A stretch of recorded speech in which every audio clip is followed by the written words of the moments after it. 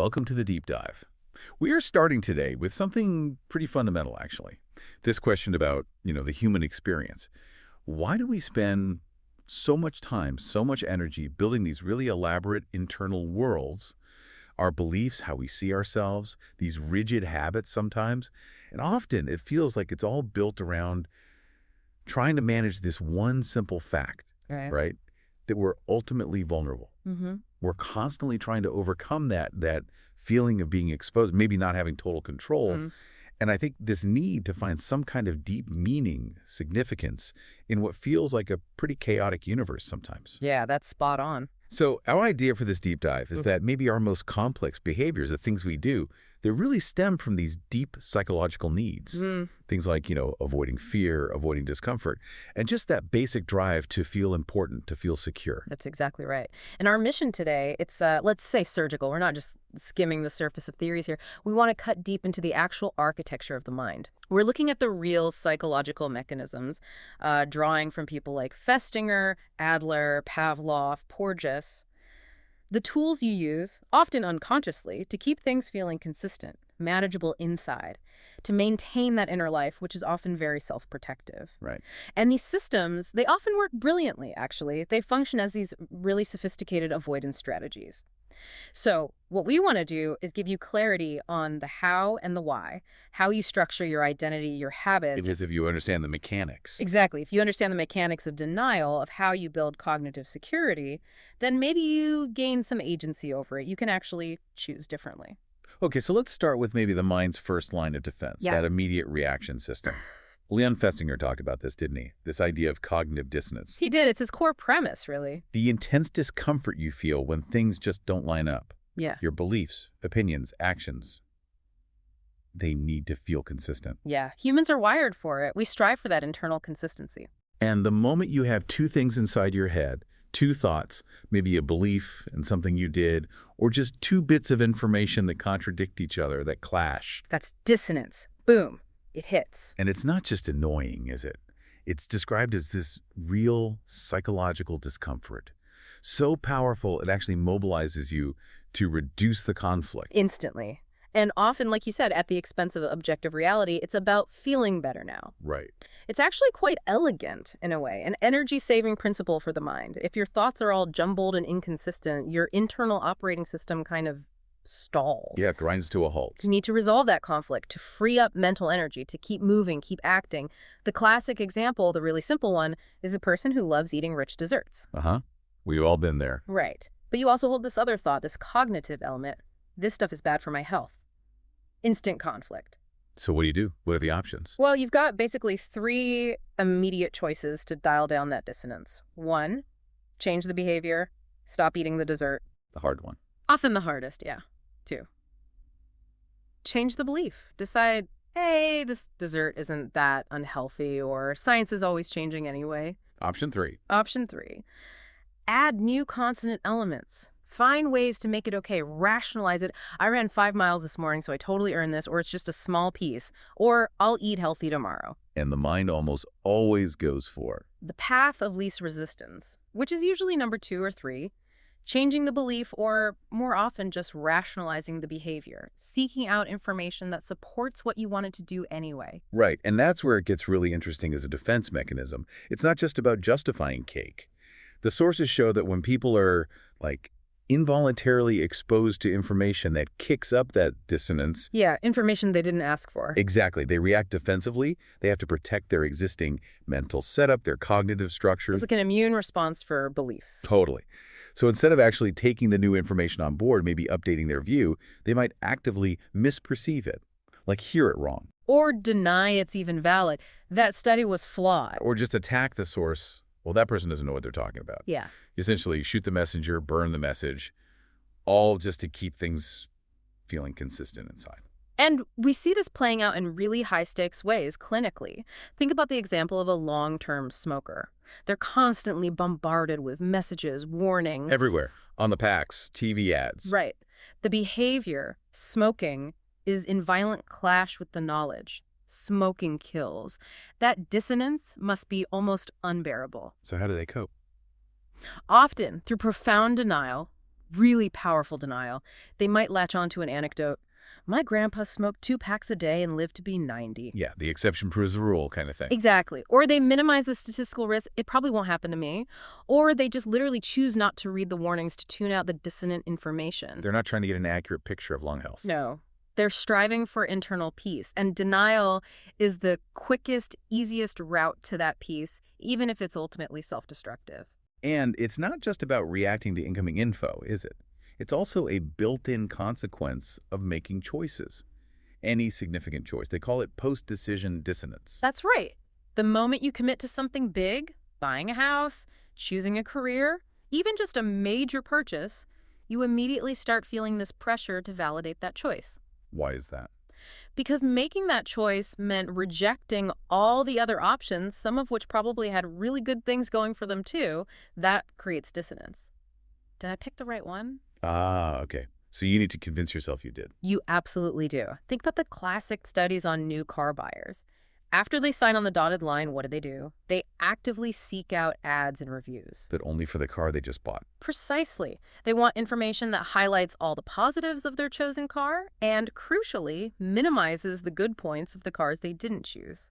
They need to justify the cost, the commitment, squash any of that lurking buyer's remorse. So the mind is actively rewriting the narrative after the fact. Constantly. This is a critical insight for you, the listener, as you think about your own decisions. Your mind doesn't just make the choice and move on. It immediately starts spinning the story of that choice to make it feel right, maybe even inevitable. And the danger there is. The danger is this self-deception can be really costly if it stops you from reevaluating a bad choice later on. If you've invested so much in justifying it, it's hard to admit you were wrong. Which brings us to the social side of this. Yeah. How does this need for consistency play out with other people? Oh, it's huge. When your internal dissonance is really high, when you're feeling that conflict strongly, one of the quickest ways to feel better is to find other people who agree with you, who share your views or made the same choice. So social groups become a resource. An essential resource for managing dissonance. It's like a cognitive comfort blanket. You talk to friends who made the same decision, maybe bought the same product or hold the same controversial belief. And they feed you back those consonant cognitive elements. They say, yeah, you did the right thing. That other option was terrible. I believe that too. It makes your own position feel solid again. So what looks like searching for community or maybe even objective truth? Can often be at its root just a biological drive for cognitive comfort. It helps explain why we gravitate towards echo chambers online and off. We're seeking psychological alignment, sometimes more than factual accuracy. It's a powerful drive. Incredibly powerful. And we can't skip over this really interesting kind of counterintuitive point, the paradox of forced compliance. Forced compliance. Okay, what's that? Dissonance theory actually suggests that if you're forced somehow to comply with a view you don't agree with, maybe you have to publicly state something or endorse a policy at work that you privately hate. Yeah. Over time, that act of forced compliance can actually lead to private acceptance of that opinion. You start to genuinely believe it yourself. Wait, just being forced to say it makes you believe it. How? Yeah. It's all about the incentive. This internal shift, this private acceptance, is strongest when the reward or justification for complying is low. Low. That seems backwards. Think about it. If someone paid you $1 million to tell a lie, your mind resolves the dissonance easily. I lied, sure, but hey, $1 million, anyone would. The huge incentive justifies the behavior that clashes with your belief. No real internal change needed. Okay, that makes sense. But what if you told the lie? Or went along with the group or endorsed the policy and you only got a tiny reward?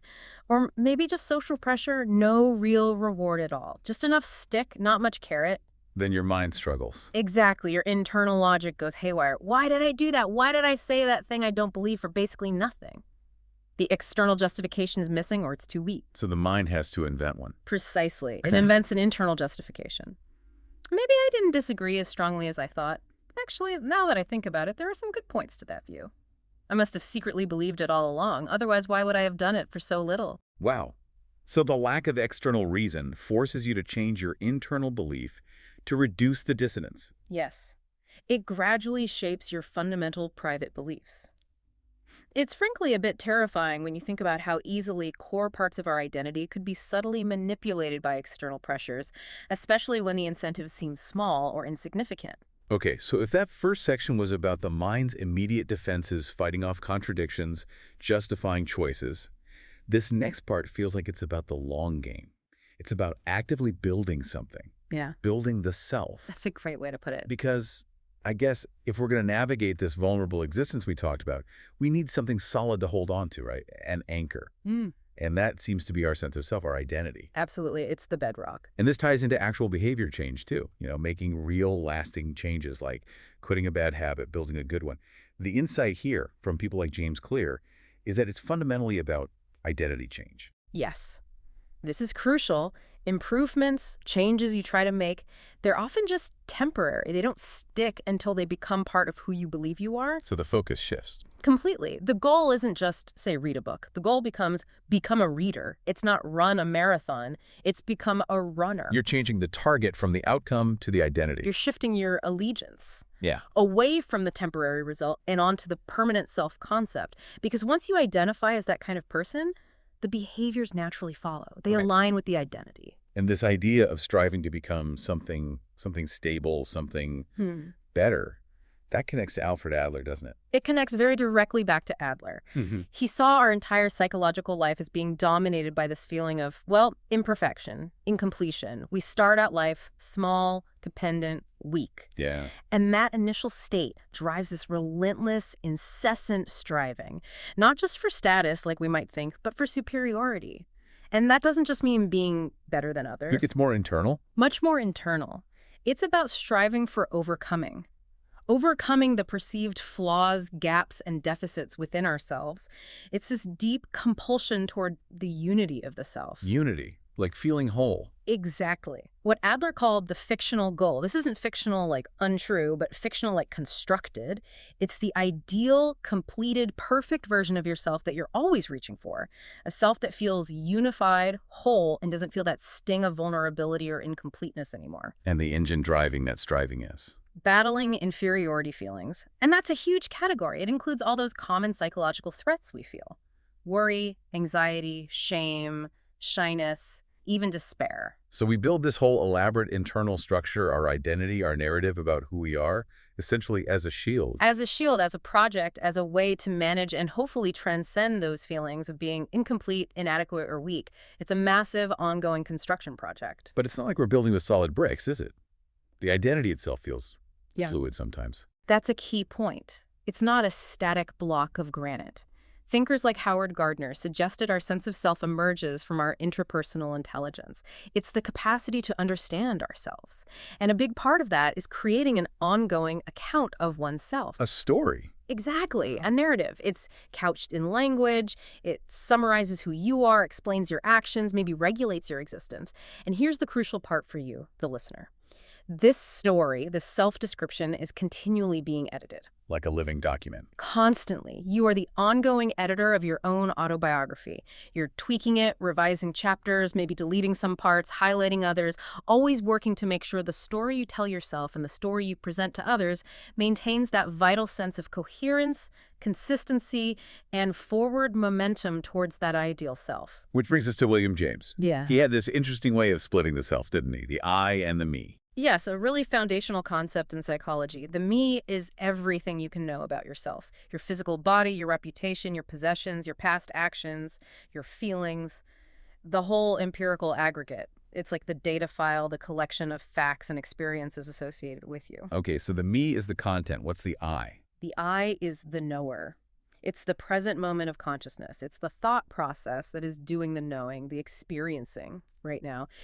And James had this wonderful description of the I. He said it was appropriative. Appropriative, like it takes things. It takes ownership. It reaches back, grabs hold of the past me, all those memories and characteristics, and pulls them into the present, claiming them as its own. This act of appropriation is what creates the feeling of continuity. It ensures that the you of yesterday feels connected to the you of this very second. So the I is constantly stitching the past me's together. That's a great way to visualize it.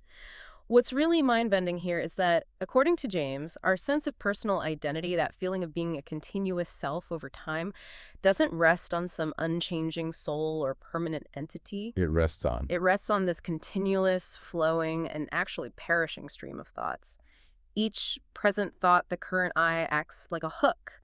It momentarily holds onto the chain of past selves, the me, keeping it all linked together. But the hook itself is temporary. The hook itself vanishes as the next thought, the next I, takes over.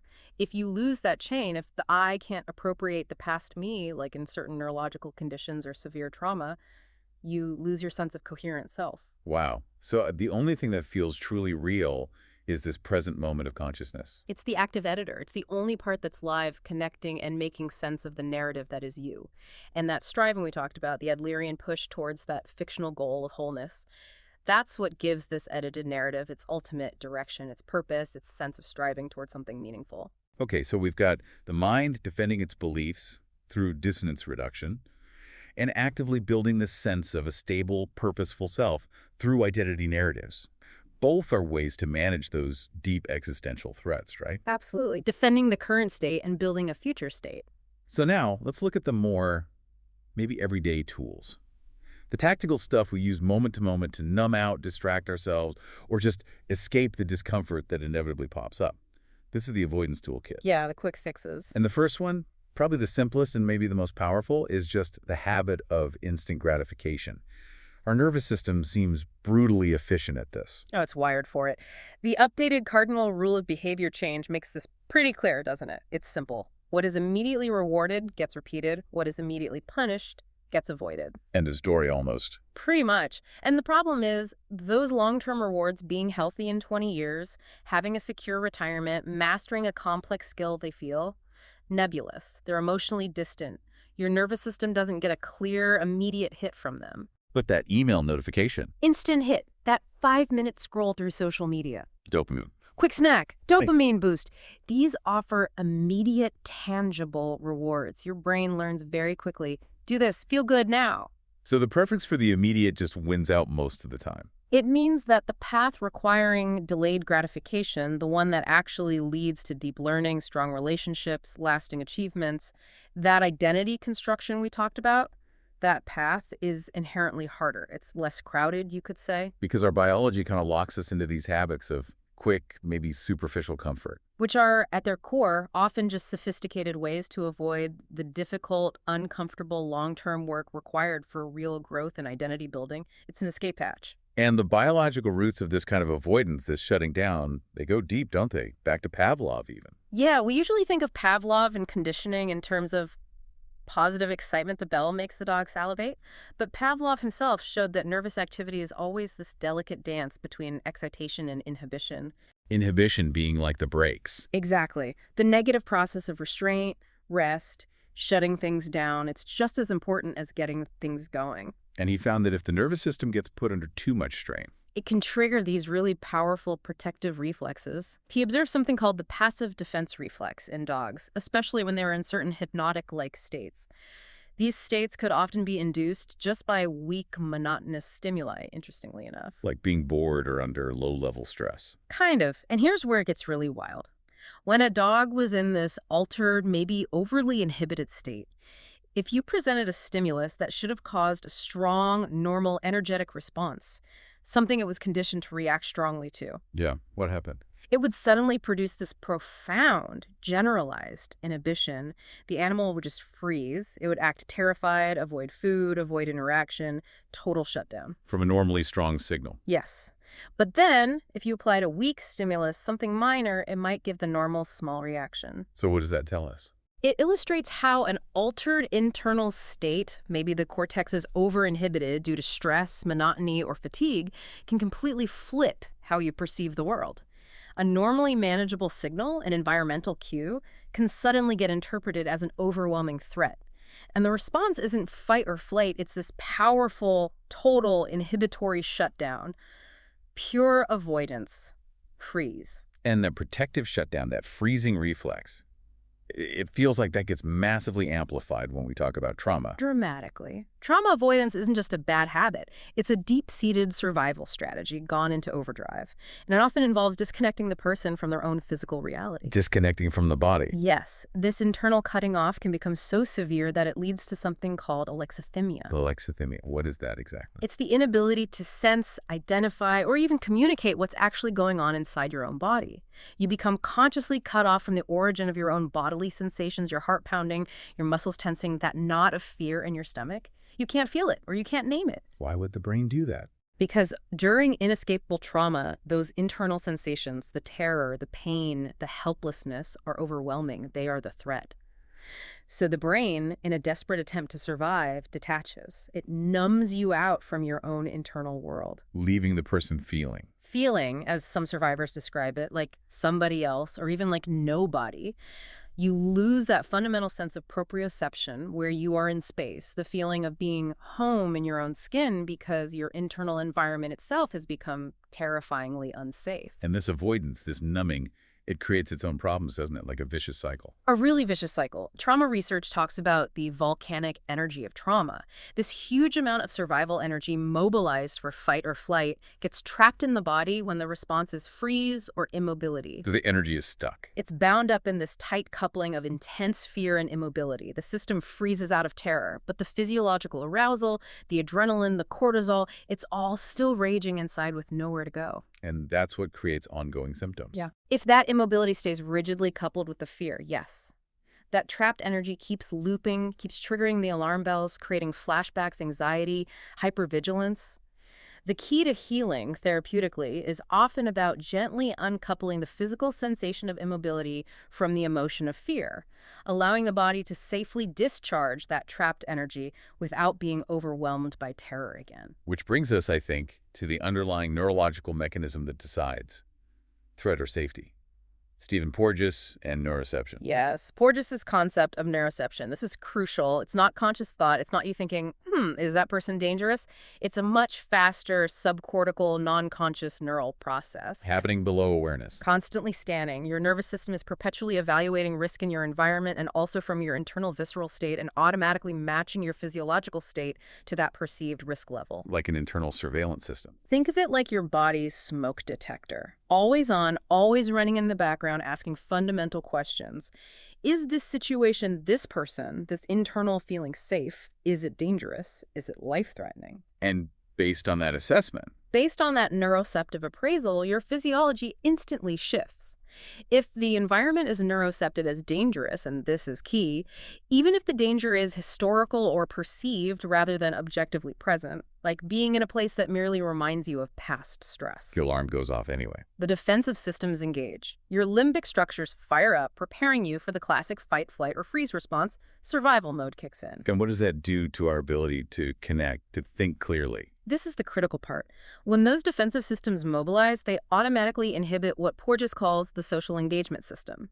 This system relies heavily on the newer part of our vagus nerve, the myelinated vagus, sometimes called the vagal brake. The vagal brake, like putting the brakes on panic. Exactly. Think of it as the smooth, sophisticated braking system for your nervous system. It allows you quickly downshift from a state of high alert or mobilization back to a calm, relaxed, socially open state.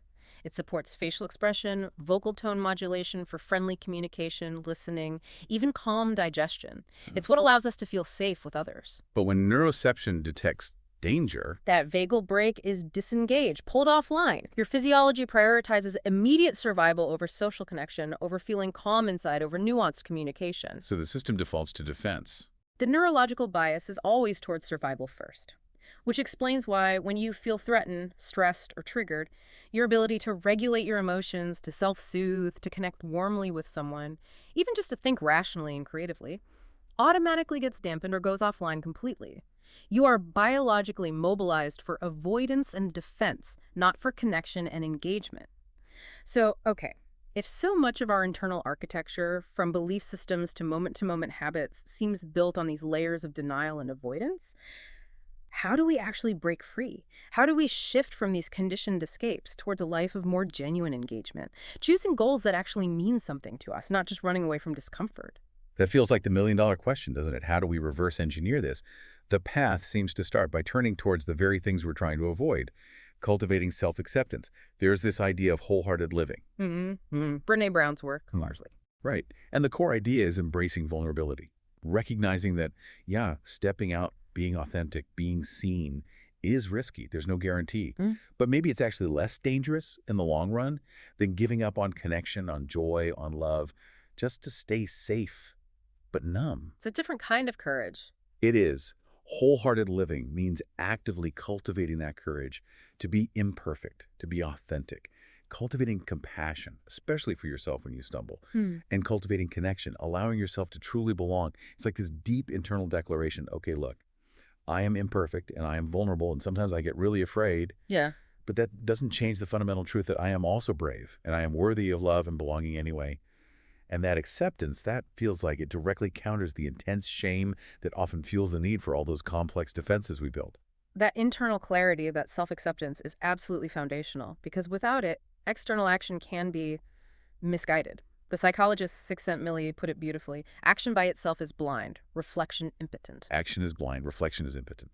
If you're just constantly running on that treadmill of goals, maybe driven purely by seeking external validation or just desperately trying to avoid feeling inadequate, that action is blind. It doesn't necessarily lead anywhere meaningful. Right. So before you pour massive energy into some big life goal, starting a business, chasing that promotion, committing to a really difficult relationship, you have to pause. You have to do the reflection part. Ask yourself honestly, is this something I really intrinsically want to do? Not just what you think you should do. Exactly. Is the price, the time, the stress, the emotional toll, is it actually worth it to me? And maybe the most piercing question, will I be able to live with myself? Will I still feel okay about who I am, regardless of whether I succeed or fail at this external thing? Because if your entire sense of self, your identity, is solely wrapped up in achieving that external outcome, Then you're likely just chasing that Adlerian fictional goal through external validation. You haven't grounded it internally. And if you haven't done that reflection, you might find that high-stress commitment actually creates more internal chaos, more dissonance than it resolves. It doesn't lead to that feeling of wholeness. okay, so let's say you do the reflection, you find goals that feel genuinely meaningful, that align with who you want to be. Then it's about the quality of engagement, right? Okay. Getting into flow. Right. Finding that state of complete absorption where the challenge of the task perfectly meets your current skill level, that's where mastery happens and where intrinsic motivation really kicks in. And we need to remember the distinction here, don't we? Mm. Between extrinsic and intrinsic motivation. Absolutely critical. Extrinsic rewards, bonuses, grades, praise, avoiding punishment, they work. They're effective, sometimes very effective, for straightforward algorithmic tasks. Things that have a clear formula, a set process. Like following instructions. Exactly.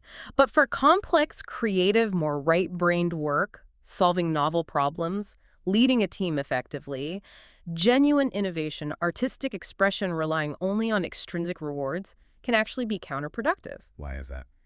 Because for those kinds of tasks, you need intrinsic motivation. The drive has to come from the work itself being interesting, challenging, absorbing. That's what fuels deep engagement and high performance in complex domains. That's the heart of flow. And finding flow involves. It requires several things. Setting really clear goals for what you're trying to do in that moment. Having ways to measure your progress, getting immediate feedback. Concentrating intensely, shutting out distractions. And this is key for staying in flow over time, continually raising the stakes. Upping the challenge just slightly as your skills improve so the activity doesn't become boring. You have to keep feeding the challenge to maintain that sweet spot. But that path, continually raising the stakes, pursuing mastery, it inherently involves struggle, doesn't it? And failure. You can't keep pushing your limits without eventually falling short. Absolutely inevitable. If you're truly growing, you will fail sometimes, period. And this is where self-compassion becomes so vital. It feels like the ultimate catalyst for resilience. It's what allows us to pick ourselves up after we faceplant on that path to mastery. It's the emotional shock absorber. Yeah, and self-compassion, it's basically made up of 3 core parts, right?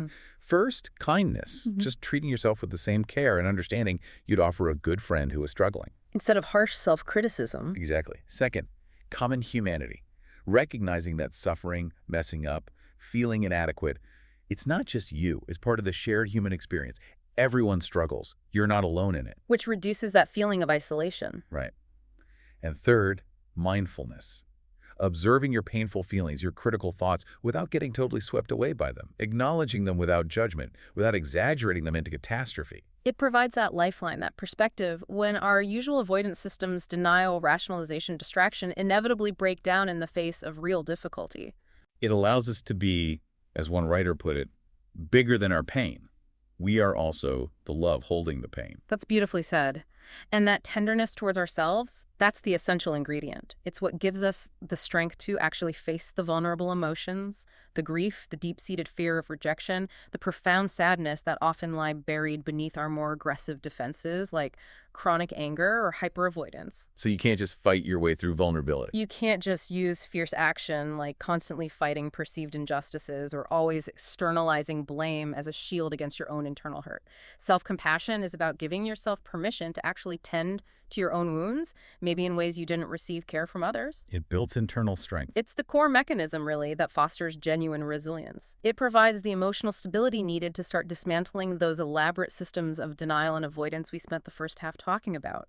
It allows you to face reality, both internal and external, with more courage and less need for illusion. Hashtag outturn. So if we try to pull this all together, it feels like there's this fundamental tension.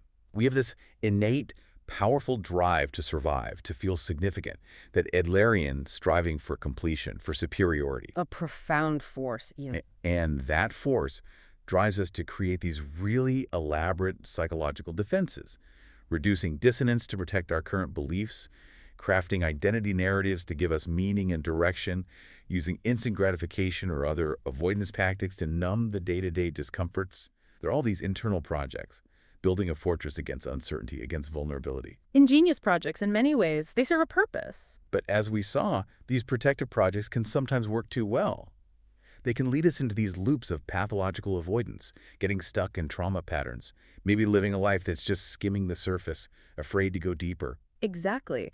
And the ultimate deep dive, the one all these sources seem to point towards, has to be inward.